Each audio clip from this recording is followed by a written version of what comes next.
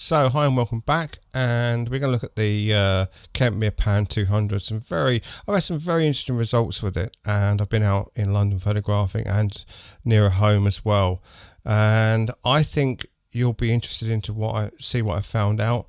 Let me just go through with you what the developer and stuff I used. So the Kentmere was developed in Ilford ID-11 for 7.5 minutes, which is the actual standard time that they've set for that.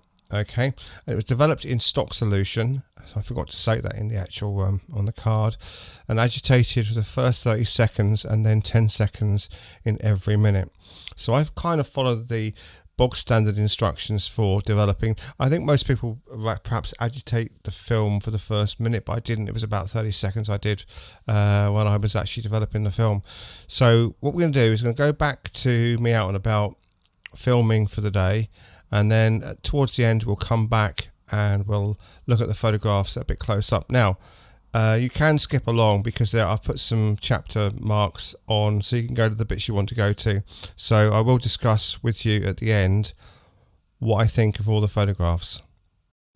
So hi and welcome back, and we're out with the Kentmere today, and it's cold and it's really overcast, which is good actually, because I want to try and get this over a couple of days. I've got a couple of days free to use this film up. I wanted to put this video out this coming Sunday because you've heard the two other videos, but it may have to wait another few days after that.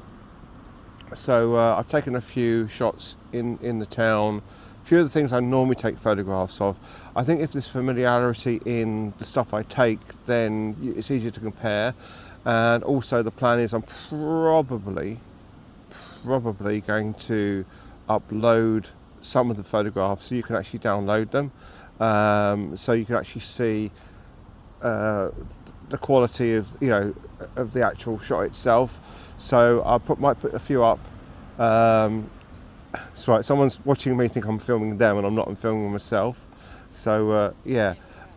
So the idea would be to upload some photographs for you to actually download to see at full resolution. And I've not used my Buy Me a Coffee for a long time, and I think I'll put the rest of them on my Buy My Coffee page, and the people who have bought me coffees before can see those. And if you'd like to buy me a coffee, there is a link in the description as well. Anyway, let's get on. I'm going to take a few more photographs. I've got to go to this event I said about in the other video, and then I'm hopefully going to London on Sunday, use this film up and then get it out Sunday night. We'll see what happens. Anyway, enjoy. Okay, so we're back in London, and yesterday was a bit of a difficult day, having to have 3 teeth removed, but I got through it so far anyway, so what the plan was, I've got a tour this afternoon, but also I've taken almost the rest of the film of the Kentmere film, and I went over to where by Leaderhill Market was, took a few shots. There was a shot had these neon signs in it, just full of neon signs. It's kind of a shame I didn't have any colour film, because that has been much more interesting, it being colour films, but it should show up the shades of the actual colours, I hope. I don't know if I'm convinced by this Kentmere film anyway, having used it before with the 100 and 400, but we'll see. I'm hoping to get it developed tonight. So when I first went out and about, I told you about, I took some photographs of a log, and just by going by this one photograph, I would be so disappointed with the film. Really, really disappointed with the film. It just looks awful, out of focus, soft. Just about everything's wrong with this. But bear with me on this. It gets a lot better as we go along, and a lot different. So I'm just getting used to this software. And now, this one you saw in the video, me talking about the type of light I had when I was shooting this. Now, this was under the canopy of trees, and I was so surprised with this. So surprised. The sharpness is great. The contrast is great, and as you go through these and when I show you the different photographs, I think you'll get to understand that I believe this film, when it's developed in ID-11 for the time that they've set, makes a great film for overcast light, rather than high contrast light, because you're going to see some photographs I took with high contrast light, and trust me, I'm not impressed by that at all. So there's just a shot of the war memorial. Now, looking at this, you can see I've got a kind of a blown out area there, and the sun would have been off to this side behind the clouds. So, but I don't know. I don't know if that's just something to do with the actual camera itself, or just the fact that the characteristics of the film. Let's carry on through these. I absolutely love this shot. It's crisp, it's sharp. The grain is obviously visible, but that's not a distraction from this. And the whites are not full on white, but I don't think the plant was full on white. I think these leaves may have been yellow actually. But you can see it does have some very, very good characteristics. So if you regularly watch my videos, you'll see I've taken pictures of the John Howard statue. Again, looking at the cloud, again, overcast, and it's bleaching out at the top, and it's completely losing any detail here in the background. Now, I've got other shots in this, and I thought the light was too difficult for it to get into the darker areas, but it wasn't. So I'm thinking that depending on very much the precise sort of light you get with this film, gives you a particular look and feel. Now, the thing is, I think it's because it's one of the cheaper films, and I think there's less silver content within the actual making of the negative, which actually brings the price down. And I think that's what we're getting from this. So let's carry on. And again, you've all seen this shot before if you've been watching my videos. The Swan Hotel looks great. Looks really, really nice, nice and sharp, and the leaves haven't darkened out too much. So I've got a little bit of light underneath the canopy, which is really, really good. And this is the shot of the barn that's been converted. I don't know what I was doing. I think there must be something wrong with my focus, or I'd set the aperture too small. No, I couldn't have been too small, unless I've got some camera shape or something. And can you see a face in the window just there? Just joking. And I'm down that Green Ladies Walk, and again, this is just, I don't know what on earth I was doing on this shot. As you know, I'm unlike a lot of photographers. I show you my crap photographs as well. Isn't that great? And again, we're getting this blowout on these lighter colour cards. You can see it here as well. Now that was metered. That wasn't metered for. It was metered for the actual houses. Now, whether it's got a lower dynamic range than other films, I don't know, but that would suggest that's what it is, because obviously you've got the dark blacks, and then you've got the light of the car, but they all seem to be blown out. Okay. And I was just walking by the river again.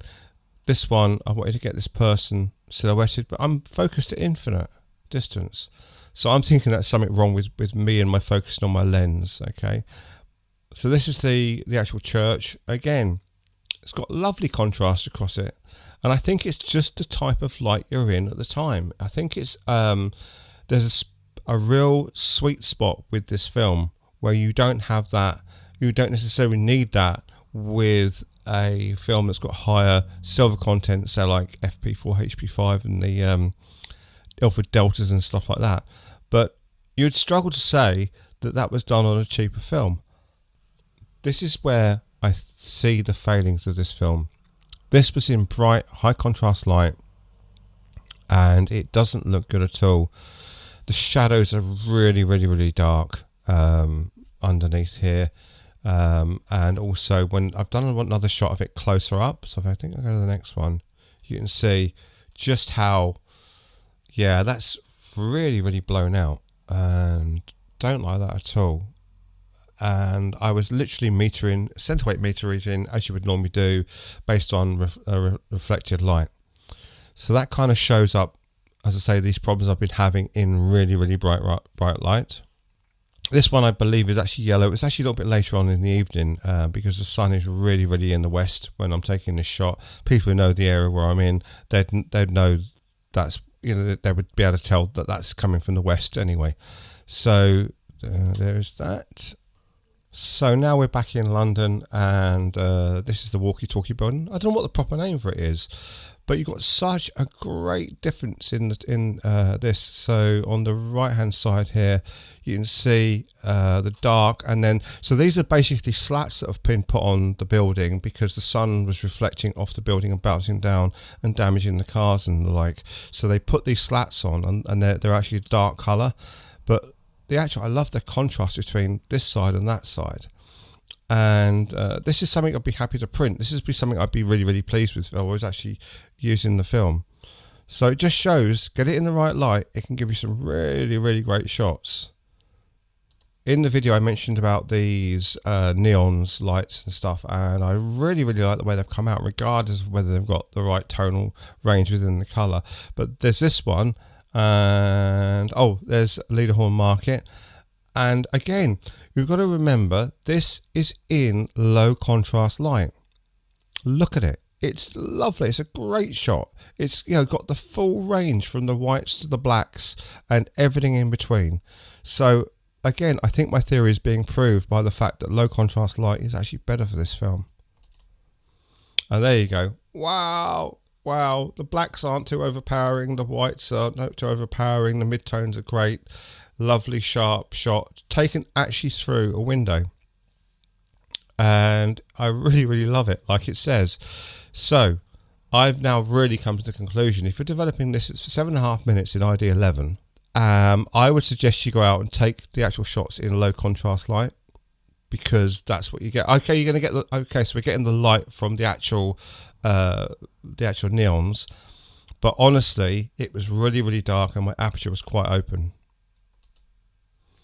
And again, we were in the shade of any light whatsoever because we're in the middle of the city, and you can see again the actual sign, the public subway, the underground, got a great tonal range, again in subdued light.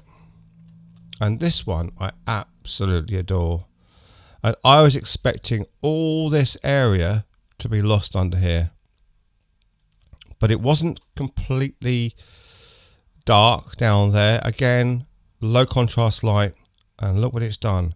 Now I would be happy to have a print of that on my wall, and it gives that full aspect of the dynamic range you can get from this film, but in the right light. And the last few shots just down by the Thames. There we go, there's another guy walking along. Anyway, I hope you've enjoyed this video. Don't forget to like, comment, subscribe, and if you can buy me a coffee, that would be wonderful. There's a link in the description below.